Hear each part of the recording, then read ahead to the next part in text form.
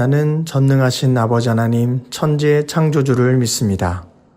나는 그의 유일하신 아들 우리 주 예수 그리스도를 믿습니다. 그는 성령으로 잉태되어 동정녀 마리아에게서 나시고 본디오 빌라도에게 고난을 받아 십자가에 못 박혀 죽으시고 장사된 지 사흘 만에 죽은 자 가운데서 다시 살아나셨으며 하늘에 오르시어 전능하신 아버지 하나님 우편에 앉아 계시다가 거기로부터 살아있는 자와 죽은 자를 심판하러 오십니다. 나는 성령을 믿으며 거룩한 공교회와 성도의 교제와 죄를 용서받는 것과 몸의 부활과 영생을 믿습니다. 아멘.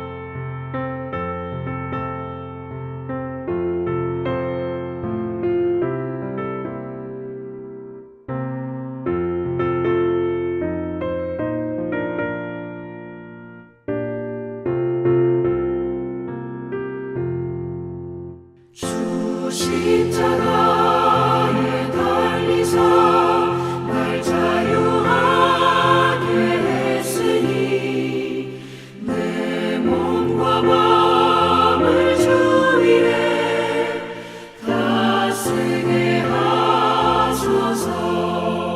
나 구주 위에 살리라. 내 기쁨 한량 없으리. 갈 길이 인도하소서. 내 구주 예수여.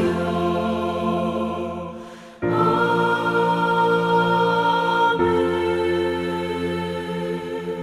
할렐루야. 오늘 아침 함께 보실 하나님 말씀은 민수기 9장 1절부터 14절까지의 말씀입니다. 민수기 9장 1절부터 14절까지의 말씀을 봉독하도록 하겠습니다. 애굽 땅에서 나온 다음 해 첫째 달에 여호와께서 시내 광야에서 모세에게 말씀하여 이르시되 이스라엘 자손에게 유월절을 그 정한 기일에 지키게 하라. 그 정한 기일은 곧 이달 14째 날 해 질 때에 너희는 그것을 지키되 그 모든 율례와 그 모든 규례대로 지킬지니라.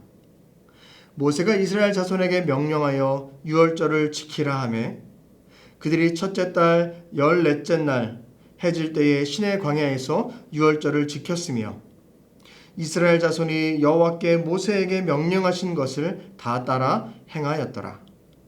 그때 사람의 시체로 말미암아 부정하게 되어 유월절을 지킬 수 없는 사람들이 있었는데 그들이 그날에 모세와 아론 앞에 이르러 그에게 이르되 우리가 사람의 시체로 말미암아 부정하게 되었거니와 우리를 금하여 이스라엘 자손과 함께 정한 기일에 여호와께 헌물을 드리지 못하게 하심은 어찌함이니이까.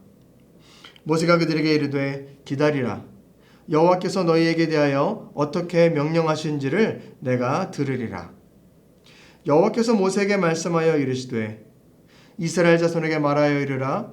너희나 너희 후손 중에 시체로 말미암아 부정하게 되든지 먼 여행 중에 있다 할지라도 다 여호와 앞에 마땅히 유월절을 지키되 둘째 달 14째 날 해 질 때에 그것을 지켜서 어린 양의 무교병과 쓴 나물을 아울러 먹을 것이요 아침까지 그것을 조금도 남겨주지 말며 그 뼈를 하나도 꺾지 말아서 유월절 모든 규례대로 지킬 것이니라. 그러나 사람이 정하기도 하고 여행 중에도 있지 아니하면서 유월절을 지키지 아니하는 자는 그 백성 중에서 끊어지리니 이 사람은 그 정한 기일에 여호와께 헌물을 드리지 아니하였은즉 그의 죄를 담당할지며 만일 타국인이 너희 중에 거류하여 여호와 앞에 유월절을 지키고자 하면 유월절 율례대로 그 규례를 따라서 행할지니 거류민에게나 본토인에게나 그 율례는 동일할 것이니라. 아멘. 하나님 말씀입니다. 오늘 말씀에는 성경 말씀에 이렇게 제목이 적혀 있습니다. 두 번째 유월절이라고 적혀 있습니다. 이 두 번째 유월절이라고 한다면 첫 번째 유월절을 우리가 생각해 봐야 합니다. 첫 번째 유월절은 언제였습니까? 출애굽 당시에 이스라엘 백성들이 애굽에서 살면서 출애굽할 때 10번 재앙이 있게 되었습니다.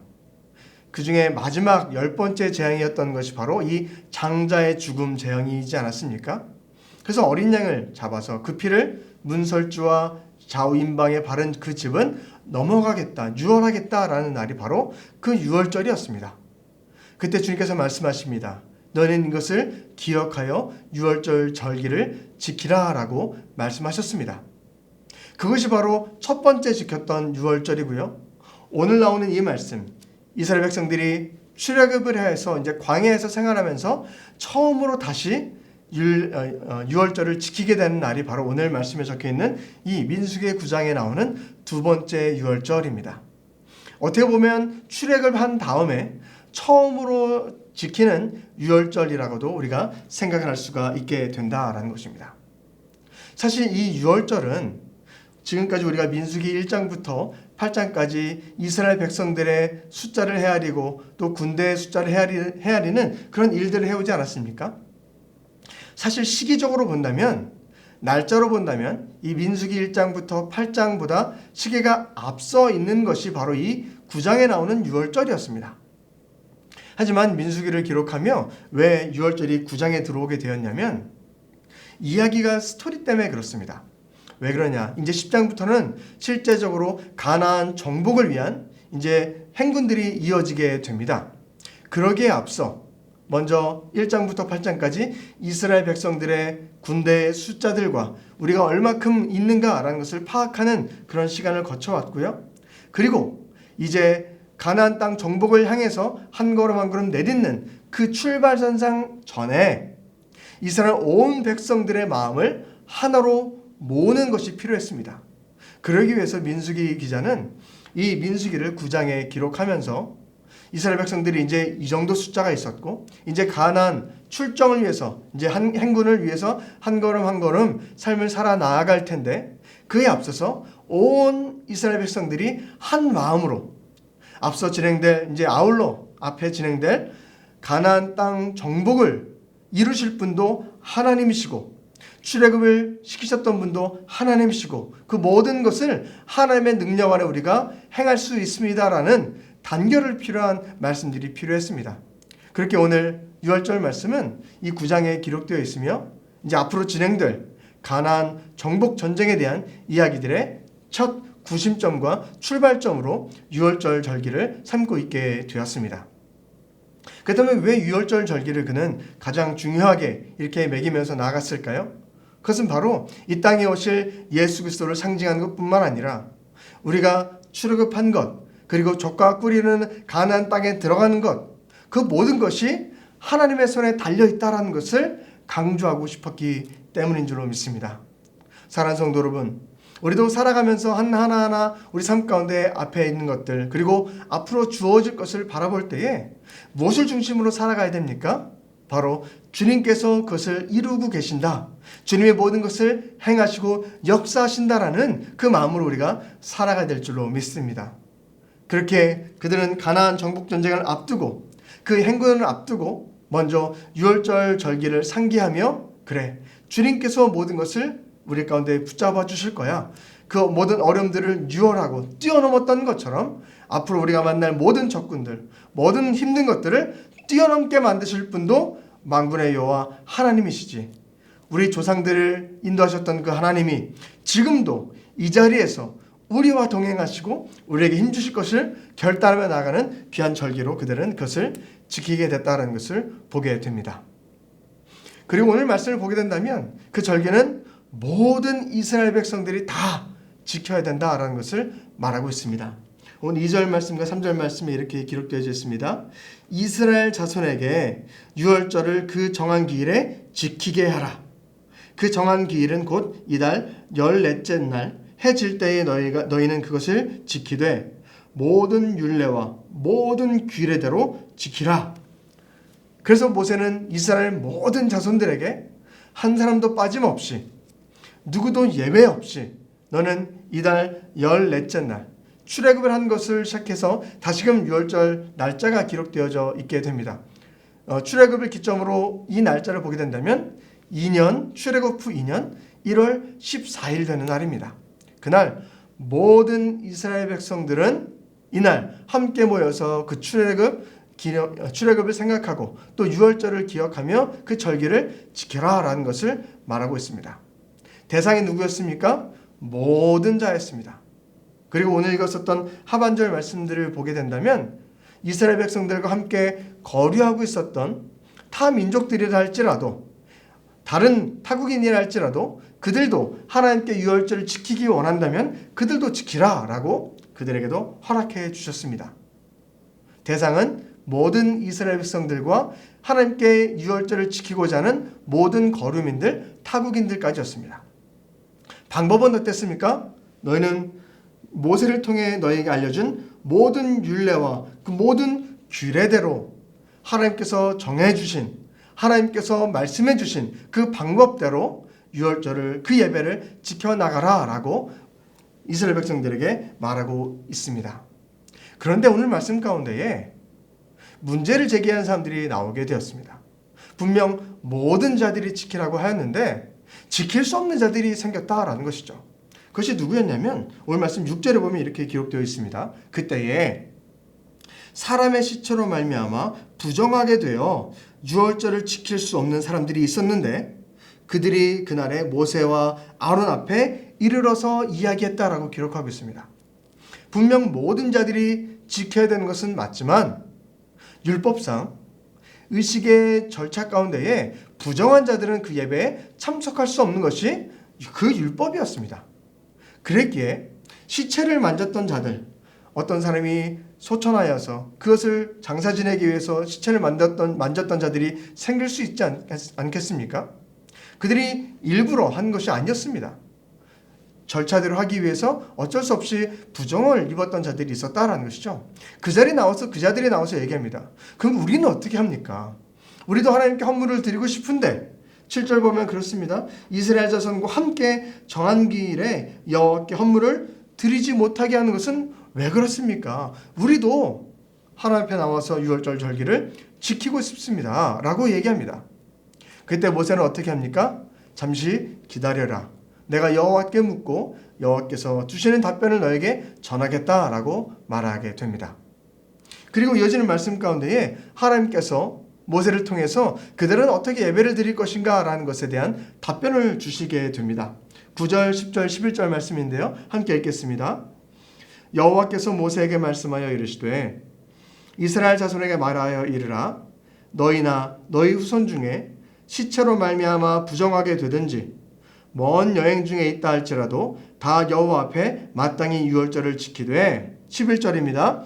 둘째 달 14째 날 해 질 때에 그것을 지켜서 어린 양의 무교병과 쓴 나물을 아울러 먹을 것이요 라고 기록하고 있습니다. 날짜를 하나님께서 다시 그들을 위해서 다시 한번 알려주십니다. 원래 기본적인 특별하게 문제가 없는, 특별하게 예외가 없는 자들은 언제? 1월 14일에, 첫째 달 14일에 유월절을 지킵니다. 하지만 오늘의 말씀이 나오는 것처럼 부정한 자들이거나, 하나님께서 또 한 가지를 언급하십니다. 너희가 먼 곳에 여행 중이다 할지라도, 그래서 그 날을 유월절로 지키지 못한다 할지라도 그 다음 달 둘째 달 14일, 우리가 쉽게 생각하기에 2월 14일, 둘째 달 14일에, 그러면 첫 번째 유월절보다 얼마큼 차이가 납니까? 한 달이라는 시간이 차이가 있습니다. 그 시간 가운데 부정했던 자는 정결하게 모든 예식을 마칠 것이고, 먼 곳에 여행 갔던 자들은 다시 돌아와서 그 한 달 동안의 시간을 가지고 2월 14일에 모여서 어떻게 지키냐? 그 전에 지켰던 방식과 동일하게 모든 규례와 율례대로, 원래 유월절 지켜야 되는 모든 법도대로 그대로 지켜 행하라 라고 이스라엘 백성들 가운데에 다시금 하나님께서 새로운 길을 열어주시게 되는 것을 오늘 말씀을 통해 보게 됩니다. 오늘 말씀을 보며 참 도전이 되는 생각이 들게 되었습니다. 요즘 시대를 살아가며 우리는 팬데믹이 지나가면서 유튜브로 말씀을 보는 것, 또 예배를 드리는 것, 그리고 먼 곳에 나갔을 때 내가 시간이 맞지 않아서 내가 원하는 시간에 맞춰서 예배를 드리는 것에 많이 익숙해져 가고 있지 않습니까? 또 때로는 어느 예배를 드려야 되고 정해진 시간이 있지만 내 상황과 또 여러 가지 여건들로 말미암아 드릴 수 없을 때는 어쩔 수 없이 하며 그것을 지나가는 자들도 혹시 있지 않을까라는 생각이 들게 됩니다. 하지만 오늘 말씀 가운데에 내가 예배를 드리고 싶은데 그 정해진 날짜에 예배를 드릴 수 없는 상황 가운데 있는 자들이 그 간절한 마음을 가지고 모세와 아론 앞에 와서 그들은 이렇게 통곡합니다. 다시 한번 오늘 9장 7절 말씀 읽어볼까요? 그에게 이르되 우리가 사람의 시체로 말미암아 부정하게 되었거니와 우리를 금지하여 이스라엘 자손과 함께 정한 기일에 여호와께 헌물을 드리지 못하게 하심은 어찌함이니까 라고 하며, 우리도 주님 앞에 나와서 예배드리고 싶은데 왜 우리를 막으십니까? 우리가 일부러 부정하게 된 것도 아닌데 이것도 우리가 어떻게 할 수 있는 것이 없지 않습니까? 라고 하며 어떻게 보면 예배를 갈망하는 마음으로 나도 주님 앞에 나아가고 싶습니다. 그 은혜 자리에 동참하고 싶습니다. 나도 그 절기 가운데 나아가서 하나님께 귀한 예물을 드리며 예배 자리 가운데 참여하고 싶습니다라는 예배를 갈망하는 마음을 가지고 모세와 아론을 찾아왔다라는 것을 보며 참 도전이 되게 되었다라는 것입니다. 사랑하는 성도 여러분, 우리도 이렇게 주님을 향해서 예배드리는 것, 하나님 앞에 나아가는 것, 그것이 끝없는 목마름과 예배를 향한 갈망으로 나아가는 저 여러분 되길 간절히 소망합니다. 그 말씀을 들으셨을 때에 하나님은 얼마나 기쁘셨을까라는 생각이 들게 됩니다. 그래서 주님께서는 새로운 날짜까지 주십니다. 그렇다면 한 달 후에 정결 예식을 다 마치고 나에게 와서 너희도 나에게 예배를 드려라 라고 하시며 하나님께서 새로운 날을 지정해 주셨습니다. 그 날을 지정해 주셨을 때 하나님의 마음은 어떠셨을까요? 너희가 그렇게 그토록 나에게 예배를 드리고 싶었느냐? 그렇다면 이 날 가운데 나와서 나에게 기쁨으로 예배를 드려라. 그렇다면 나도 기쁨으로 그것을 받아줄 것이다 라는 마음으로 새로운 날을 주시지 않았겠습니까? 사랑하는 성도 여러분, 어떻게 보면 우리는 편하게 예배를 드릴 수 있고 내가 선택적으로 예배 시간을 정할 수도 있는 그런 시대를 살아가고 있진 않습니까? 하지만 성경에서 분명히 이야기하고 있습니다. 예배라는 것은 나에게 초점을 맞추는 것이 아니라 하나님이 정한 날짜에, 하나님이 정한 규율대로, 하나님이 정한 법도대로 나아가는 것이 바로 이 예배다라는 것이죠. 내 삶 가운데 어떤 것이 있다 할지라도 그것이 중요한 것이 아니라 그것을 내려놓고 그것을 뿌리치고 주님께서 정한 날짜와 정한 시간과 하나님께서 정한 규율대로 그 법도대로 하나님께 예배드리는 것, 그것이 바로 예배의 본질이다라는 것을 우리는 기억해야 될 줄로 믿습니다. 이 시대를 살아가면서 점점 예배도 그 세상의 어떤 것들도 다 사람 중심으로 맞춰가는 것을 보게 됩니다. 우리가 편한 대로, 우리가 익숙한 대로, 우리가 원하는 대로 바꿔가는 모습들이 생기지는 않는가라는 것을 우리는 주목해 봐야 합니다. 예배라는 것은 하나님께 진정으로 우리의 사랑의 마음을 드리는 것이지 않습니까? 그렇게 하나님께서 정하신 것들 가운데에 세상의 그 모든 우선순위를 내려놓고 주님이 나의 첫 번째 우선순위입니다 라는 것을 드리는 것부터 우리의 예배가 회복될 줄로 믿습니다. 히브리서의 11장에 믿음을 이야기하며 이렇게 표현하고 있습니다. 믿음이 없이는 하나님을 기쁘시게 하지 못하나니 하나님께 나아가는 자는 반드시 그가 계신 것과 또한 그가 자기를 찾는 자에게 상 주시는 이심을 믿어야 할지니라. 아멘. 우리가 기쁜 마음으로 하나님께 아뢰며 기쁨으로 주님을 찾고 그 예배 자리 가운데 나아갈 때에 하나님께서는 우리의 그 기쁨 마음과 하나님을 향한 뜨거운 사랑의 마음을 받아주셔서 더욱더 우리 삶 가운데에 하나님의 은혜와 충만한 평안이 넘쳐나는 우리 삶으로 붙잡아 주실 줄로 믿습니다. 우리 함께 기도하겠습니다. 사랑이 많으신 하나님 아버지 감사합니다. 오늘 민수기 말씀을 통해 그들이 광야에서 첫 번째로 드렸던 유월절의 그 절개의 말씀을 보게 되었습니다. 하나님, 우리 삶 가운데 나태함으로 말미암아 우리의 나 중심적으로 살아가면서 하나님께 드리는 예배조차 내가 원하는 대로 내가 원하는 방식대로 맞춰가는 모습들이 있지는 않았는지요. 오늘 말씀을 통해 우리가 분명하게 보는 것은 예배의 초점은 하나님께서 원하는 방식대로 맞춰가는 것이지 우리가 원하는 대로 맞춰가는 것이 아님을 다시 한번 깨닫게 해주시니 감사합니다. 그저 우리의 마음 가운데에 예배를 사모하는 갈망의 마음들과 주님을 만나고자 예배를 드리고자 은혜의 자리로 나아가고자 하는 그런 충만한 신앙의 적극성 가운데 나아가는 우리 삶이 될 수 있도록 인도하여 주옵소서. 사랑이 많으신 예수 그리스도 이름으로 감사하며 기도드립니다. 아멘. 하늘에 계신 우리 아버지, 아버지의 이름을 거룩하게 하시며 아버지의 나라가 오게 하시며 아버지의 뜻이 하늘에서와 같이 땅에서도 이루어지게 하소서. 오늘 우리에게 일용할 양식을 주시고 우리가 우리에게 잘못한 사람을 용서하여 준 것 같이 우리 죄를 용서하여 주시고 우리를 시험에 빠지지 않게 하시고 악에서 구하소서. 나라와 권능과 영광이 영원히 아버지의 것입니다. 아멘.